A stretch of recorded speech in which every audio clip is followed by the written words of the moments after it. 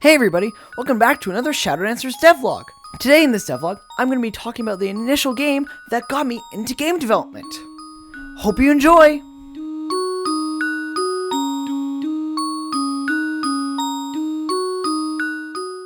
The game I'm talking about, of course, is Mega Man Maker, a Maker-esque game that lets you play around with Mega Man enemies and put them in different scenarios, along with bosses and gimmicks. For the level I wanted to showcase to you guys today, I decided to make it based on 4 elements: fire, water, earth, and air. To start off, I decided to make a sort of plan for what I wanted to include in each level. For fire, I included various enemies that incorporate fire, along with bosses and gimmicks, such as hot plates or lava. I then had the enemies reference these kind of gimmicks and continue the trend of being based off that element. I then did the same thing for water, including a lot of water-based and ice-based enemies, along with the gimmicks and bosses. I then dubbed this level Elements of Chaos because I thought it would make sense and it sounded cool. For air, I decided to go on more of a lightning and wind-esque gimmick, and then shorten down the enemy list and gimmick list to having sort of a fan and jets, kind of nice movement level. Then for earth, I went for more of a sturdy, kind of reaction-based level with a lot of bulky enemies and quick platforming, as well as a very strong boss. Then I decided to make a hub world of sorts, so you could change between the 4 levels at that hub world, so you could swap from fire to earth, air to water to whatever. Then I started with fire, as it's my favorite element, so I showed off the lava very early on to introduce it to the player in a safe way. And here's what the finished product of that level looks like. In this fire-based level, you will fight through hordes of enemies and just very heated interactions, as well as heated gimmicks as well, such as lava, hot plates, which heat up using the enemies as well as the surrounding lava, and then lava, which can insta-kill you, but you can also float over it using the platforms.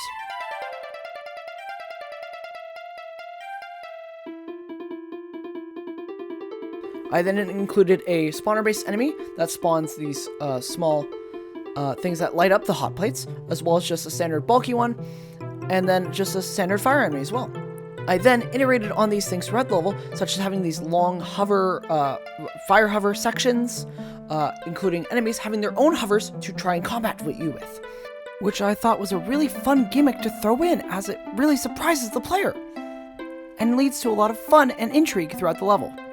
I also made this final lava floating section as sort of a final test before the boss. I then ended with a boss fight that is a very enclosed one, as it leans into the boss's strength more, though it is definitely the simplest arena that I made.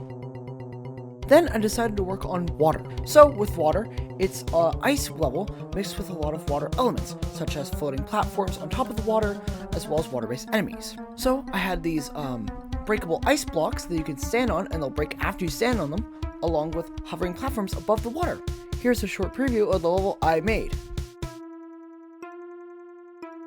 I decided to make a lot of puzzles along with the ice block sections, because that's, to me, how the ice blocks felt they should be used as a mini puzzle of what you're supposed to break and not supposed to break. I also left loads of goodies for those who were able to figure out the puzzle. I then also added a small ice cave section where you fight a giant mini boss, and I wanted that to be a very memorable part of the section, so I decided to leave it as its own solo thing, so that is a fun memory to look back on throughout the level. Then I iterated more on the ice blocks and the water hovering sections by throwing on enemies that also had water hovering abilities, and implementing the ice blocks in tandem with the water hovering. Anyways, the boss arena on this one is a lot more complex than the fire one, as it's more tailored to the boss's needs, and allows for a more difficult boss fight that's also very intricate and honestly can go into the player's way if they try. Next, I did wind, as I thought it'd be a very fun level to attempt. In this level, there's a lot of jump through platforms where you could just hop through the platforms and you can just continue as you go, along with falling platforms, fans that push you upwards, and also jets, which send you to the right or left, depending on which direction they're facing. In this level, there's a lot of quick platforming in the jet sections, along with the falling platform section, as you have to react to the enemies that are coming towards you while still making those precise jumps, as the jets can go off at whatever timer interval I set for them, such as 1 going instantly or 9 taking a fair bit of time. All in all, this level requires some patience along with very good precision shots. The enemies here also have a wide variety of bulk, such as a helicopter mini boss having, I believe, around 9 HP, or the Mets only taking 1. I did a similar thing for this helicopter mini boss as the fish mini boss, where I only had him once throughout the level due to the fact I wanted him to be more memorable, as it is a very complex fight due to him shifting around his movement throughout the fight.